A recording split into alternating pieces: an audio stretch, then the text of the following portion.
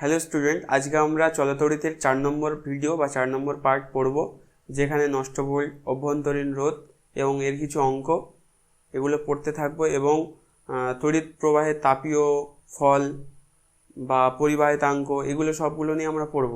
প্রথমে যেটা পড়ব সেটা হচ্ছে আমাদের অভ্যন্তরীণ রোধ। অভ্যন্তরীণ রোধ কি?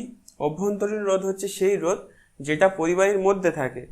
এমনি রোধ তো আলাদা, ঠিক আছে, যেটা সৃষ্টি করা হয় বা সৃষ্টি হয়, কিন্তু অভ্যন্তরীণ রোধ যেটা ওই তরল বা পরিবাহীর মধ্যে যে রোধ সৃষ্টি হয়, যেটা বাধা দান করে, সেটাই হচ্ছে অভ্যন্তরীণ রোধ। আর তড়িৎচালক বলের সাথে অভ্যন্তরীণ রোধের সম্পর্ক কি, নষ্ট ভোল্ট কি, এইগুলো আমরা জানবো। তো অভ্যন্তরীণ রোধ আমি যেটা বললাম যে একটা রোধ যেটা পরিবাহীর মধ্যেই থাকে, যেটা সৃষ্টি হয় খুব অল্প পরিমাণে, সেটা হচ্ছে অভ্যন্তরীণ রোধ। অভ্যন্তরীণ রোধের সাথে তড়িৎচালক বলের সম্পর্ক কি হবে? ওহমের সূত্র অনুযায়ী যদি আমি দেখি, তাহলে সেখানে কি ছিল? ভি ইকুয়াল টু আই আর ছিল। এবার অভ্যন্তরীণ রোধের সাথে তড়িৎচালক বল আই সমান সমান কি ছিল? ভি বাই আর ছিল।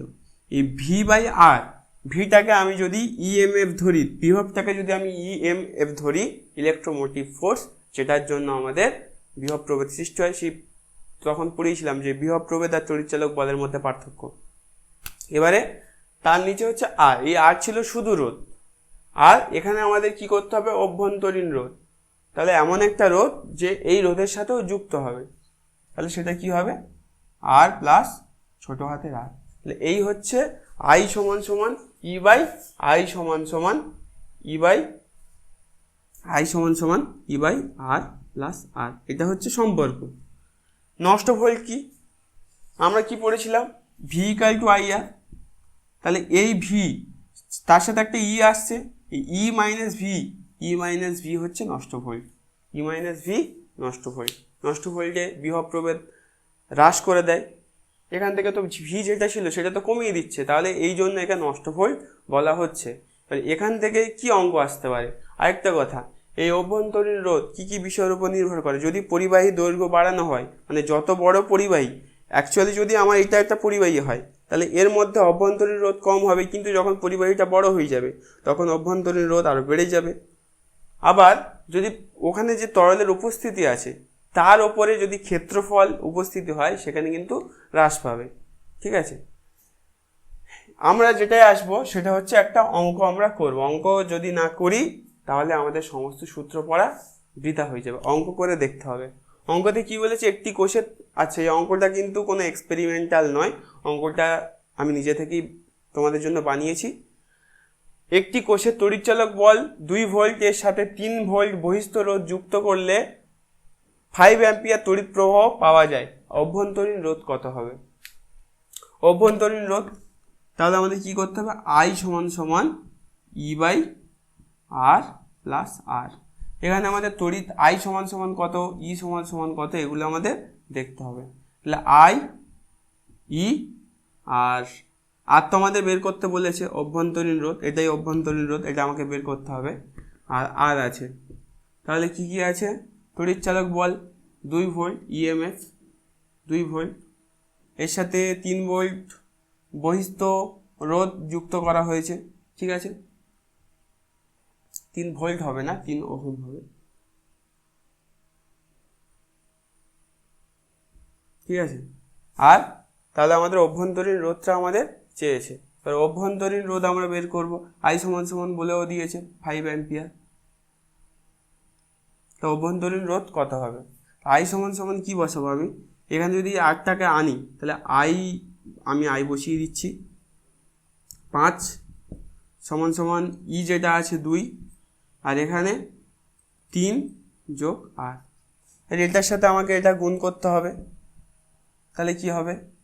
3 5 15, আর এখানে কি হবে? প্লাস 5 আর ইকুয়ালস টু 2। এবার সেখান থেকে যদি 5 আর ধরি, তাহলে এইটা যদি 15 ওদিকে চলে যায়, তাহলে 2 মাইনাস 15 এরকম একটা কিছু আসবে। ঠিক আছে, আর সমান সমান কি আসবে? যদি মাইনাসই ধরি, আমি জাস্ট অঙ্কটা করার জন্যই বলছি, তাই মাইনাস হলে কি হবে? এখান থেকে -13 হয়ে যাবে, আর এইটা 5টা নিচে চলে আসবে, তাহলে এরকম আসছে -13/5। তাহলে এই অভ্যন্তরীণ রোধের মান কত হচ্ছে -13/5। আমি জাস্ট এটা দেখিয়েছি যে কিভাবে অঙ্কটা আসতে পারে, অনেক রকমভাবে দিতে পারে, মান অনেক রকমই দিতে পারে, আমি শুধু অ্যাপ্লিকেশনটা দেখালাম। এখানে মাইনাস আসে না, মাইনাস আসলো এটা কোনো ব্যাপারই না, শুধু অঙ্কটা কিভাবে প্রসেসটা হয় সেটা দেখানোর জন্যই আমি কিন্তু এটা বললাম। এবার আমরা রোধাঙ্ক ও পরিবাহিতাঙ্ক কি সেটা আমরা জানবো। রোধাঙ্ক এবং পরিবাহিতাঙ্ক একে অপরে অনন্য হয় এবং এটা পরীক্ষাতে আসে। এর কি একক থাকে এটাও আসে। রোধাঙ্ক পরিবাহিতাঙ্ক আমাদের জানতে গেলে আগে আমাদের জানতে হবে যে রোধ কোন কোন বিষয়ের ওপরে নির্ভর করে। রোধের নির্ভরশীলতা, রোধ দৈর্ঘ্যের উপরে নির্ভর করে আর পরিবাহীর প্রস্থচ্ছেদের ক্ষেত্রফলের উপরে নির্ভর করে। কিন্তু দৈর্ঘ্যের সাথে কিভাবে নির্ভর করে আর প্রস্থচ্ছেদের ক্ষেত্রফলের সাথে কিভাবে নির্ভর করে সেটা আমরা দেখি।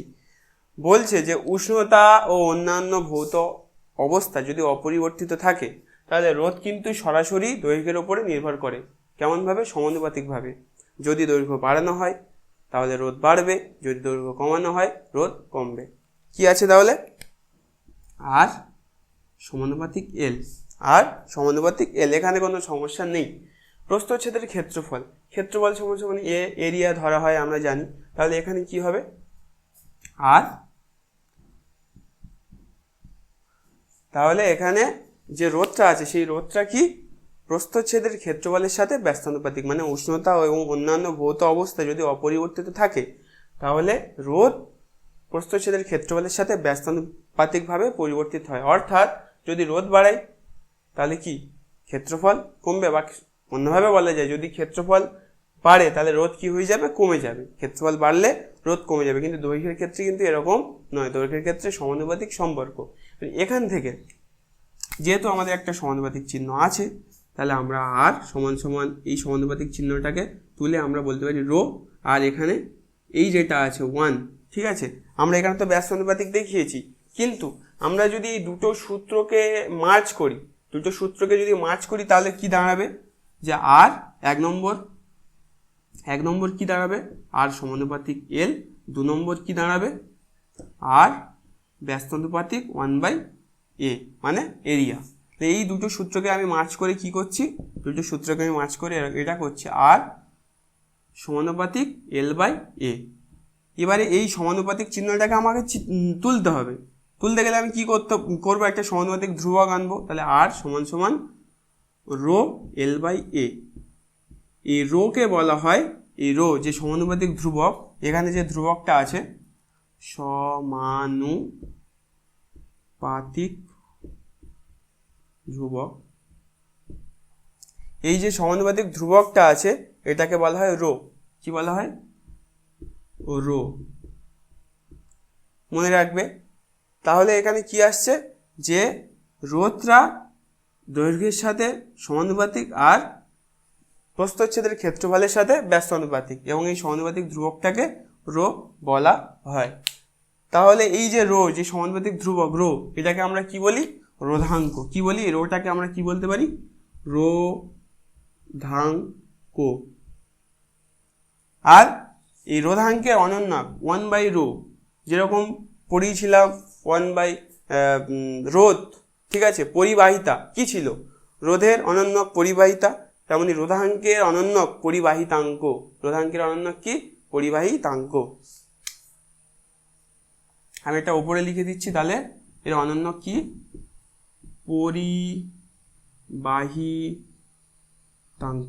পরিবাহিতাঙ্ক। এবং এদের এককগুলো কি হবে?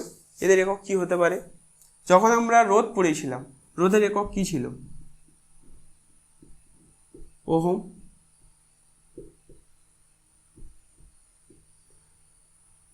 পরিবাহিতার একক ঠিক তার উল্টো হয়েছিল, হয়েছিল। জাস্ট এখানে একটা সেন্টিমিটার যুক্ত হবে, যেহেতু একটা দৈর্ঘ্য আছে সেহেতু একটা সেন্টিমিটার যুক্ত হবে, আর কিছুই হবে না, ঠিক আছে। তাহলে আমাদের একক যেগুলো হচ্ছে, এবং আমাদের রোধাঙ্ক এবং পরিবাহিতাঙ্ক কি কি বিষয়ের উপর নির্ভর করে, এখান থেকে অঙ্ক আসে যে একটা তারকে এল থেকে টেনে দৈর্ঘ্য 2l করা হলো, তাহলে রোধ কি হবে? রোধ যা ছিল তার দ্বিগুণ হয়ে যাবে।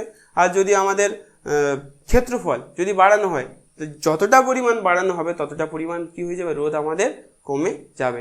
সে অঙ্কগুলো আমরা এবারে আস্তে আস্তে করব। মাধ্যমিকে যে ধরনের অঙ্ক আসে এই পরিবাহিতা, রোধাঙ্ক এইসব জায়গা থেকে, তার মধ্যে থেকে আমরা দু ধরনের অঙ্ক একটু দেখে নিই। এছাড়াও অনেক অঙ্ক আছে যেগুলো আমি পরে যখন প্রশ্ন বিচিত্র সলভ করবো তখন করিয়ে দেব। উষ্ণতা ও ব্যাস স্থির রাখা হয়েছে, তার মানে কি, যেটা আমি বলেছিলাম যে উষ্ণতা অন্যান্য ভৌত অবস্থা, তার মধ্যে এগুলো পড়ছে। একটি তারের দৈর্ঘ্য 3 গুণ করা হলো, একটি তারের দৈর্ঘ্য 3 গুণ করা হয়েছে। ধরো এল ছিল, সেখান থেকে কি করা হয়েছে, 3L করা হয়েছে। তাহলে তারটি রোধের কিরূপ পরিবর্তন হবে? রোধ যদি আমি ধরি আর ছিল, তাহলে আর থেকে কি হবে, জাস্ট 3Rই হয়ে যাবে, আর কিছু না। তো পরীক্ষায় কোশ্চেন এরকমই দেয়, কিন্তু আমরা ঘাবড়ে গিয়ে ভাবি বিরাট কোশ্চেন, অনেক কঠিন জিনিস। উষ্ণতা অন্যান্য ভৌত অবস্থা অপরিবর্তিত আছে, একটি তারের দৈর্ঘ্য 5 গুণ করা হয়েছে। কি করা হয়েছে, 5 গুণ করা হয়েছে, মানে এল ছিল থেকে কি করা হয়েছে, 5L হয়েছে। তাহলে এর কি প্রভাব পড়বে, কি প্রভাব পড়বে মানে এখানে ক্ষেত্রফলে কি প্রভাব পড়বে, ক্ষেত্রফলে কি প্রভাব পড়বে। তাহলে এল থেকে যদি 5L করা হয়, তাহলে আমাদের কি ছিল, R equals to rho L by A. আমি এটাকে কিছু ধরছি না, তাহলে কি হবে, 1/a। তাহলে এল এর সাথে কি সম্পর্কে ছিল, ব্যস্তানুপাতিক। তাহলে এখানে কি হবে, এটা কি দাঁড়াবে, তাহলে যদি 5 বাড়ে তাহলে এখানে কি হবে, 5 ডিক্রিজ হবে, এখানে জাস্ট ডিক্রিজ হবে, ক্ষেত্রফলের ক্ষেত্রে ডিক্রিজ হবে, আর কিছুই হবে না। যদি অন্য ধরনের একটুখানি অঙ্ক দেয়, যদি আমাদের সব কিছু বলে দেয়, যে আরও বলে দিয়েছে, রোটা আছে এল আর এ, এটা এল বাই এটাকেও বলে দিয়েছে, এটাকেও বলে দিয়েছে, জাস্ট আরটা বের করতে দিতে, এটাও মানে এই ধরনের অঙ্কও দেয় যখন খুব সোজা করবে, বা ব্যাসার্ধ দিয়ে দিতেও পারে। যেরকম একটা টাইপ বলে দিচ্ছি, রো আছে তো, এবারে এই রো এল বাই এ, এলটা এল আছে, এটা তো ক্ষেত্রফল। এবার একটা বৃত্তর ক্ষেত্রফল কি হয়, পাই আর স্কোয়ার হয়। এবার আর তখন ওই ব্যাসার্ধ ধরো বলে দিল 5 সেন্টিমিটার, তখন এটা কি হবে, 5 × 5 25 হয়ে যাবে। তো এই জিনিসগুলো কিন্তু খেয়াল রাখতে হবে, যেগুলো কিন্তু আমি তোমাদের প্রশ্নবিচিত্র যখন সলভ করা হবে তখন করে দেব। এখন জাস্ট এইগুলো একটু খেয়াল রাখবে যে কীভাবে অঙ্কগুলো ফ্রেম করা হয়, কীভাবে অঙ্কগুলো হয়, বা কীভাবে অঙ্কগুলো পরীক্ষায় আসতে পারে, সেইগুলো জাস্ট একটু দেখে রাখবে। এতক্ষণ আমরা রোধাঙ্ক, পরিবাহিতাঙ্ক এগুলো পড়ছিলাম। এরপরে রোধাঙ্ক, পরিবাহিতাঙ্ক কী কী বিষয়ের উপর নির্ভর করে বা ব্যবহার, এগুলো পড়ব, এবং অন্তরক, পরিবাহী এগুলো কি সম্পর্কে আমরা জানব। তো ব্যবহৃত পরিবাহী ও অন্তরক, এমনি তোমরা ইলেকট্রিক পোস্টে দেখেছো অন্তরক লাগানো থাকে। অন্তরক কি, অন্তরক বা আমরা কাকে অন্তরক বলতে পারি, তো আমাদের বাড়িতে যে পরিবাহী ইউজ করা হয় তাতে অন্তরক থাকে। যেরকম আমরা একটা যদি বর্তনী বা বোর্ড, ইলেকট্রিক বোর্ড তৈরি করি, তাহলে সেটা কি ইলেকট্রিক বোর্ড থেকে মেটালের হয় না, সেটা কাঠের হতে পারে বা প্লাস্টিকের হতে পারে। কারণ একটাই, কারণ ওটা তড়িতের কুপরিবাহী, এবং তড়িতের কুপরিবাহী হলে সেটা অন্তরক পদার্থ হিসেবে গণ্য হবে বা অন্তরক পদার্থ হিসেবে ব্যবহার করা যাবে। কাঠও অন্তরক হতে পারে, প্লাস্টিকও অন্তরক হতে পারে, চীনামাটিও অন্তরক হতে পারে। এবং অন্তরক তোমরা সব জায়গায় দেখেছো, বড় বড় ইলেকট্রিক যে স্টেশনগুলো, সেখানে অন্তরক বিশাল বড় বড় লাগানো থাকে অন্তরক। আর উষ্ণতার সাথে, আচ্ছা পরিবাহী তো সবাই জানো যে অন্তরক বললাম। পরিবাহী কি, যেখান থেকে তড়িৎ পরিবহন হয় সেটাই পরিবাহী। সব রকমের পরিবাহী আছে, ধাতব মানে তামা হবে, লোহা হবে, এগুলো সব পরিবাহীর মধ্যে পড়বে। এবারে আমি যেটা বলার চেষ্টা করছি যে উষ্ণতার সাথে পরিবাহী, অতি পরিবাহী ও অর্ধপরিবাহী রোধের পরিবর্তন। যদি আমি উষ্ণতা বাড়াই, এই তিনটের ক্ষেত্রে কি কি পরিবর্তন হবে। তো পরিবাহী আছে, এটা নর্মাল একটা পরিবাহী। এটা কি হবে, আমি যত উষ্ণতা বাড়াবো, এটা তাপমাত্রা কেলভিন তাপমাত্রা দেওয়া আছে, যত আমি উষ্ণতা বাড়াবো তত কিন্তু আস্তে আস্তে আমাদের রোধাঙ্ক কিন্তু বাড়তে থাকবে, উষ্ণতার সাথে রোধাঙ্ক বাড়তে থাকবে। কার ক্ষেত্রে, পরিবাহীর ক্ষেত্রে। পরীক্ষা এরকম কোশ্চেন দিতেই পারে। কেন বাড়ে সেটা, ওদের মধ্যে যে ইলেকট্রন মধ্যস্থিত যে বল, সেই বল প্রয়োগ হয়, তাই জন্য রোধাঙ্ক বাড়তে থাকে, কি উষ্ণতা বৃদ্ধি করলে। এবারে আমি যদি এর ক্ষেত্রে আসি, যে অর্ধপরিবাহীর ক্ষেত্রে, অর্ধপরিবাহীর ক্ষেত্রে কি হচ্ছে, ব্যস্তানুপাতিক। গ্রাফটা তো ব্যস্তানুপাতিক, দেখেই বোঝা যাচ্ছে। এখানে আছে আমাদের রোধাঙ্ক, আর কে মানে তাপমাত্রা, সেটা আমরা কে দিয়ে ডিনোট করছি, কেলভিন। এখানে যদি আমরা তাপমাত্রা বাড়ি, তাহলে কি হয়ে যাচ্ছে, আমাদের যে রোধাঙ্ক সেটা কমে যাচ্ছে, সেটা তো দেখাই যাচ্ছে এখানে। কিভাবে, যদি এখানে আসি তাহলে এই, যদি এখানে আসি তাহলে এই, যদি এখানেই আসি তাহলে এই, তাহলে এই যতটা আমি বাড়াচ্ছি, উষ্ণতা যত বাড়ছে তত রোধাঙ্ক কমে যাচ্ছে, উষ্ণতা যত কমছে রোধাঙ্ক তত বেড়ে যাচ্ছে। তাহলে এটা কি সম্পর্ক? ব্যস্তানুপাতিক সম্পর্ক। আর এর উদাহরণ কি হয়েছে? পরিবাহীর উদাহরণ তো সব কিছুই আছে, সব ধাতব পরিবাহী হবে, কিন্তু অর্ধপরিবাহীর ক্ষেত্রে কি কি উদাহরণ হবে? উদাহরণ জার্মেনিয়াম, সিলিকন। পরীক্ষায় আসে যে একটি অর্ধপরিবাহীর উদাহরণ দাও, কি হবে? জার্মেনিয়াম আর সিলিকন। এবারে যদি আমি অতি পরিবাহীর দিকে আসি, অতি পরিবাহী কথাটার মধ্যে কি আছে? যে পরিবাহী যে অতিরিক্ত কাজ করে।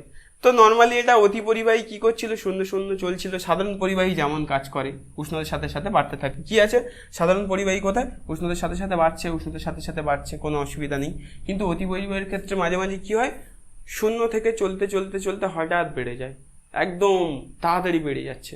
ঠিক আছে, এই যে বৃদ্ধি হচ্ছে যে তাপমাত্রার জন্য, সেটাকে কি বলা হয়? সংকট তাপমাত্রা। কি বলা হয়? সংকট তাপমাত্রা। সংকট তাপমাত্রা। তাহলে নিশ্চয়ই বোঝা গেছে পরিবাহী কি, অর্ধপরিবাহী কি, অতি পরিবাহী কি। পরীক্ষায় গ্রাফ আসে, গ্রাফ আঁকতেও দিতে পারে বা এমসিকিউতেও দিতে পারে যে পরিবাহীর ক্ষেত্রে কোন লেখচিত্রটি সঠিক, বা অর্ধপরিবাহীর ক্ষেত্রে কোন লেখচিত্রটি সঠিক, বা অর্ধপরিবাহীর একটি উদাহরণ দাও, এরকম কিন্তু দিতেই থাকে।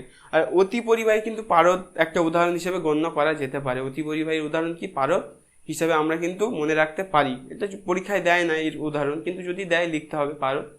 আর যেটা বললাম আমি, ব্যবহৃত পরিবাহী অন্তরক কি তো আমরা জেনেই ফেলেছি।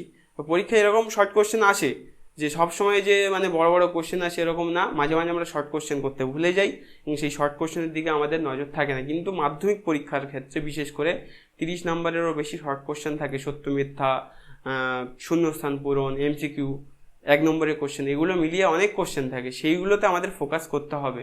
যতটা আমি 3 নম্বরে 2 নম্বরের দিকে ফোকাস করব, ততটা আমাকে 1 নম্বরের দিকেও ফোকাস করতে হবে। আমাদের সবই প্রায় শেষ, মানে চলতড়িৎ প্রায় শেষের পথে।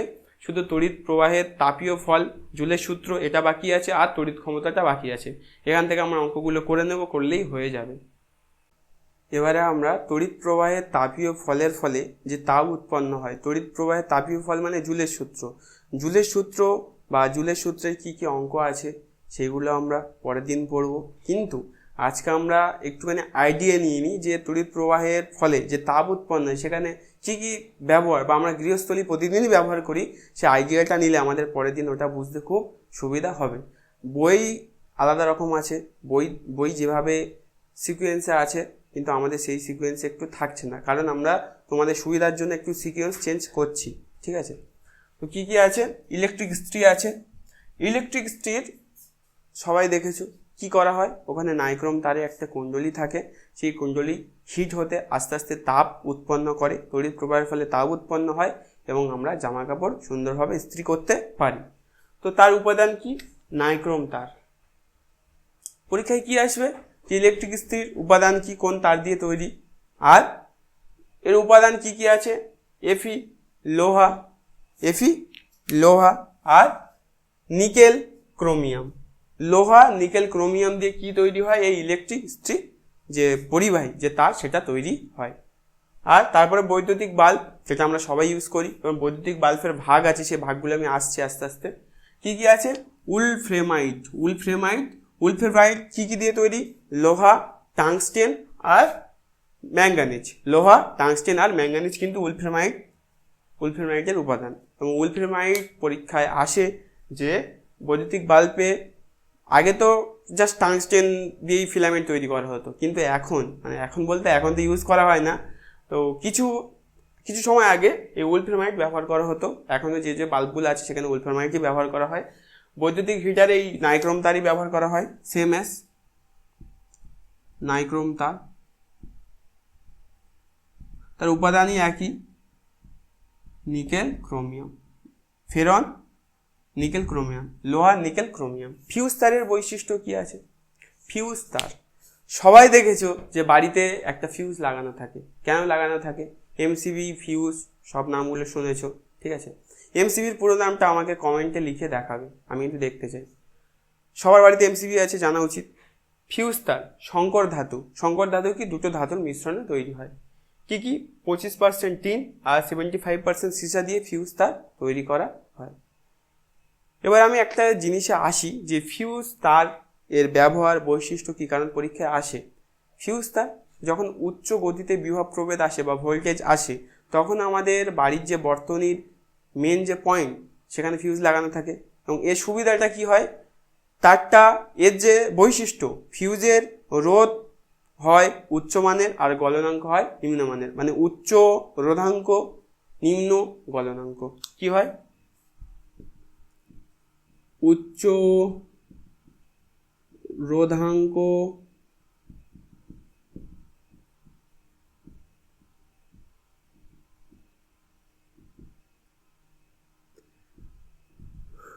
উচ্চ রোধাঙ্ক নিম্ন গলনাঙ্ক, মানে খুব অল্প পরিমাণ ভোল্টেজ এলেই তারটা গলতে শুরু করে, গলে যায় এবং আমাদের বাড়ির বর্তনীর যে তড়িৎ প্রবাহ সেটা বিচ্ছিন্ন হয়ে যায় এবং আমাদের যত মূল্যবান ইলেকট্রনিক জিনিস বা বস্তু সেগুলো আমাদের সব কিন্তু ভালো থাকে এই ফিউজ তারের জন্য।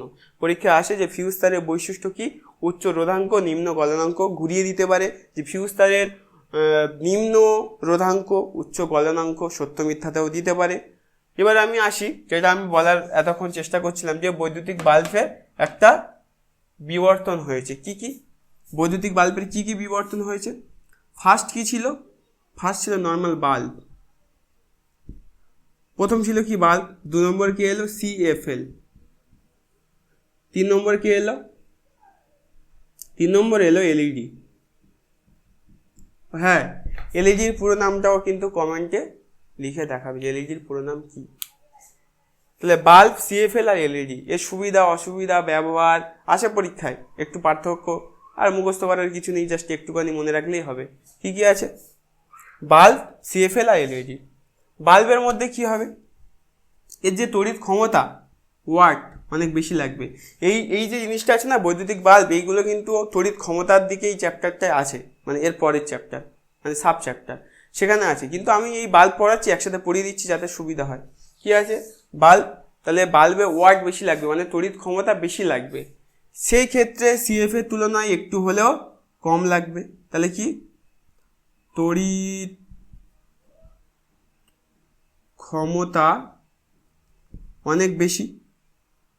এর ক্ষেত্রে কি হবে, একটু হলেও কম, একটু হলেও কম। আর এর ক্ষেত্রে অনেকটাই কম লাগে, অনেক কম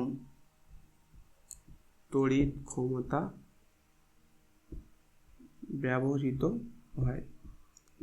তাহলে কি, অনেক কম তড়িৎ ক্ষমতা ব্যবহৃত হয়, যেখানে বাল্বে অনেক বেশি। 2 নম্বরে কি আসবে, বাল্ব কিন্তু বেশিটা তাপ পরিবহন করে, মানে তাপ তৈরি করে ফেলে। সেক্ষেত্রে আলো কিন্তু কম দেয়, মানে তাপের পরিমাণ বেশি, আলোর পরিমাণ কম।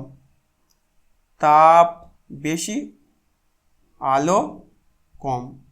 CFL এর দিকে যদি আমি বলি, CFL এ তাপও আলো মোটামুটি ঠিকই থাকে, তো এটা বলার জায়গা নেই। কিন্তু এলইডির ক্ষেত্রে তাপ একদমই নেই, বেশিরভাগ 99% কিন্তু আলো দেয়।